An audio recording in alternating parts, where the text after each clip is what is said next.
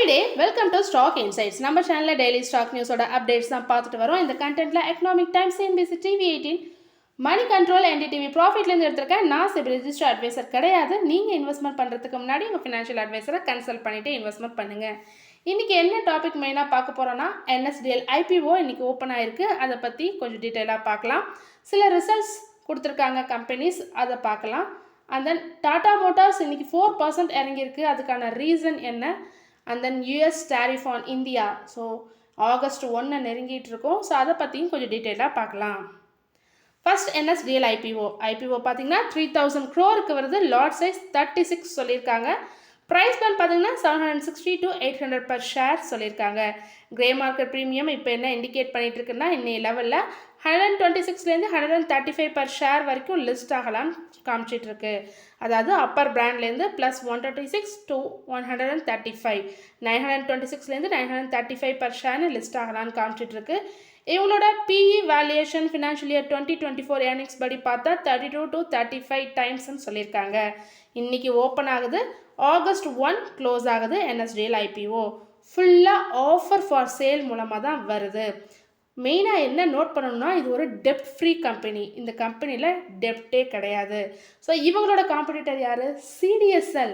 So CDSL இப்போ ஒரு 12 times earnings multi பேக்கராக இருக்காங்க.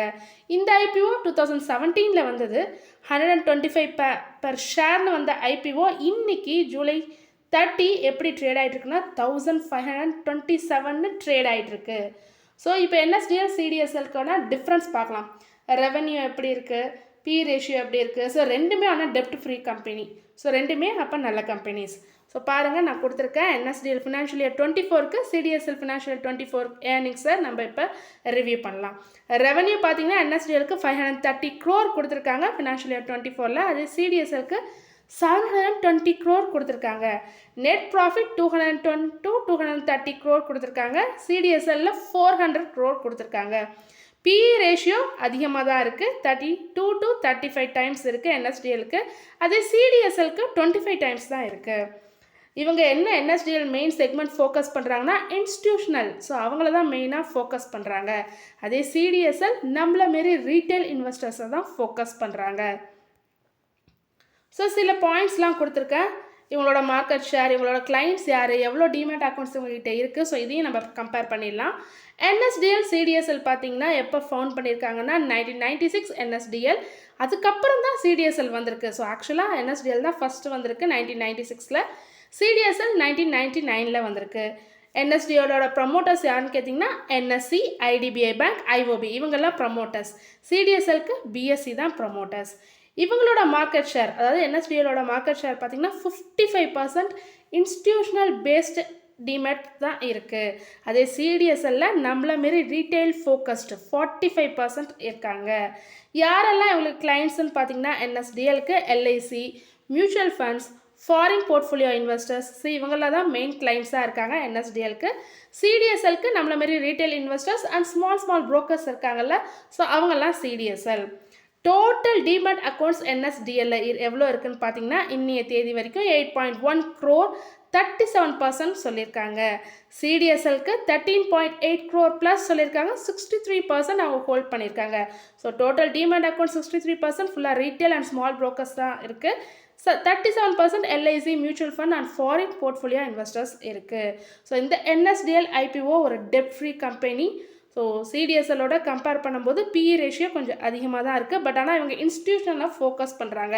ஸோ இவங்க ரீட்டைலில் ஃபோக்கஸ் பண்ண ஆரம்பித்தாங்கன்னா இவங்களோட வேல்யூவேஷன் இன்னும் இன்க்ரீஸ் ஆகும் NSDLோடது. ஸோ நான் இந்த IPOக்கு அப்ளை பண்ணியிருக்கேன். நீங்கள் இன்னும் ஃபர்தராக படித்து பார்த்துட்டு அப்ளை பண்ணுங்கள்.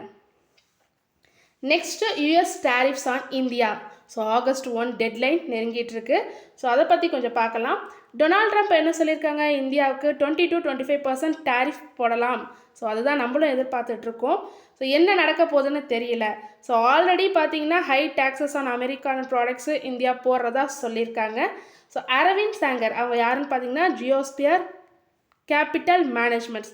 ஸோ அதில் உள்ள ஒரு மணி எக்ஸ்பர்ட் என்ன சொல்லியிருக்காங்கன்னா ஜப்பான், ஈரோப் எல்லாமே இந்த டீல்ஸ் முடிவடைஞ்சிருச்சு, யூஎஸோட டீல். ஸோ அவங்கக்கிட்ட பெட்டர் ஆஃபர்ஸும் கிடச்சிருக்கு. பட் இந்தியாவுக்கு ரொம்ப டிலே ஆகிட்டே இருக்குது. இன்றைக்கி நடக்கும், நாளைக்கு நடக்கும்னு எதிர்பார்த்துக்கிட்டே இருக்கோம். ஸோ டீல் இன்னும் முடியல. ஸோ இன்னும் டிலே ஆச்சுன்னா அது ஒரு பேட் டீலாக தான் இருக்கும்னு சொல்லியிருக்காங்க. அது மட்டும் இல்லாமல் இஃப் டேரிஃப் வந்து ரொம்ப அதிகமாகுதுன்னா ஸோ யூஎஸில் உள்ள ஷாப்ஸ் பார்த்திங்கன்னா நம்மளோட ப்ராடக்ட்ஸ் இல்லாமலே ரன் அவுட் ஆகும். ஸோ எதுவும் வாங்க முடியாது, இந்தியன் ப்ராடக்ட்ஸ் எதுவும் யூஎஸில் வாங்க முடியாதுன்னு சொல்லியிருக்காங்க. அதே சமயத்தில் இன்னொரு கண்ட்ரி இருக்குது, US tariff on China. So அதுவும் இன்னும் ஃபிக்ஸ் ஆகலை. ஸோ ஃபைனல் ட்ரேட் டீல் இன்னும் அங்கே முடிவடையலை.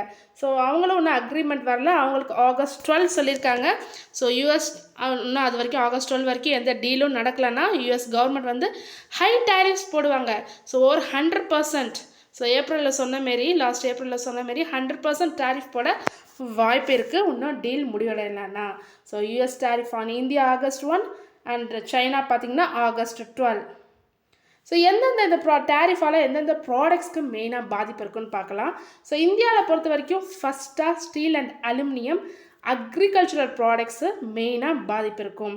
அதுக்கப்புறம் shrimp, seafood, mangoes, basmati rice, cotton, garments, textiles related and pharma companies. So India large generic drugs யூஎஸ்க்கு நிறையா பண்ணிகிட்ருக்கோம், எக்ஸ்போர்ட் பண்ணிகிட்ருக்கோம். ஸோ ஃபார்மாஸ் கம்பெனி மெயினாக பாதிக்கப்படும். And then automobile parts, car and motorcycle parts, so இதெல்லாமும் பாதிக்கப்படும். அதே China பார்த்திங்கன்னா electronics, mobile phones, so electronics items and toys இதெல்லாமே எடுத்துக்கிட்டாலே சைனா தான். ஸ்மார்ட் வாட்சஸ், இன்ஜின்ஸு, ஏதாவது construction tools, babies toys products, kitchen home care goods, so இதெல்லாம் பாதிக்கப்படும் சைனாவில். ஸோ இப்போ என்ன, அதே சமயத்தில் யூஎஸ் வந்து வார்னிங் லெட்டர் கொடுத்துருக்காங்க இந்தியா அண்டு சைனாக்கு. ஏன்னா நம்ம நிறையா ஆயில் பை பண்ணுறோம், ரஷ்யாக்கிட்டேருந்து ஆயில் பை பண்ணுறோம். ஸோ ரஷ்யாக்கிட்டேருந்து வாங்கக்கூடாதுன்னு வார்னிங் லெட்டர் கொடுத்துருக்காங்க யூஎஸ்லேருந்து இந்தியா அண்ட் சைனாக்கு 2 கண்ட்ரிக்குமே கொடுத்துருக்காங்க. சப்போஸ் யூஎஸ் வந்து ரஷ்யாக்கிட்டேருந்து வாங்குறத ஸ்டாப் பண்ணலன்னா so earning money by selling oil. So நம்ம அவங்கக்கிட்டேருந்து வாங்குறதுனால தான் அவங்களுக்கு வந்து நிறையா மணி கிடைக்கிது ரஷ்யாக்கிட்டேருந்து இந்தியாவும் சைனாவும் நிறைய ஆயில் பை பண்ணுறதுனால தான் ரஷ்யாவுக்கு நிறைய மணி கிடைக்கிது. ஸோ அதை ஸ்டாப் பண்ணணும் தான் யூஎஸ் பார்க்குறாங்க. ஸோ அப்படி ஏதாவது பெனால்ட்டி ஏதாவது போட்டு டேரிஃப்லாம் போட்டு ஸ்டாப் பண்ணாங்கன்னா ஆயில் ப்ரைஸஸ் பயங்கர பீக்குக்கு போகும், ஹைக் ஆகும். ஸோ யூஎஸ் வந்து அந்த ரூல்ஸ் எல்லாம் பிளாக் பண்ணுவாங்க. ஸோ அது பண்ணக்கூடாதுன்ற மாரி, ஆயில் பை பண்ணக்கூடாதுன்ற மாரி பிளாக் பண்ணுவாங்க, மணியை பிளாக் பண்ணுவாங்க, பிஸ்னஸ் டீல்ஸை பிளாக் பண்ணலாம். ஸோ ரஷ்யன் ஆயில்கிட்டேருந்து பை பண்ணுறதே ரொம்ப ஹார்டராக இருக்கும். ஸோ அதனால் ஃபியூவல் டிரான்ஸ்போர்ட் பாதிக்கும், ஒட்டுமொத்த ஆயில் எக்கானமியே பாதிக்கப்படும்.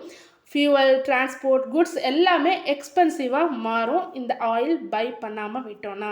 ஸோ இதை தான் ஸ்டாப் பண்ணணும்னு பார்க்குறாங்க யூஎஸ். ஸோ இது எல்லாம் சேர்ந்து எப்போ முடிவடையும்னா ஆகஸ்ட் 1 நமக்கு தெரியும் எப்படி டேரிஃப் போட போகிறாங்கன்னு. அதை பொறுத்து தான் முடிவடையும். அதை பொறுத்து தான் மார்க்கெட்டும் ஏறுதா இறங்குதான்னு அப்போ தான் நம்மளால் பார்க்க முடியும். ஸோ நல்லதே நடப்போம். நெக்ஸ்ட்டு பார்த்தீங்கன்னா எலக்ட்ரிக் 35% ரிமைனிங் ஸ்டேக்கை இந்தியன் பிஸ்னஸ் கம்பெனியான டேம்சேக்கிட்டேருந்து வாங்கியிருக்காங்க. 5.5 பில்லியன் யூரோக்கு வாங்கியிருக்காங்க.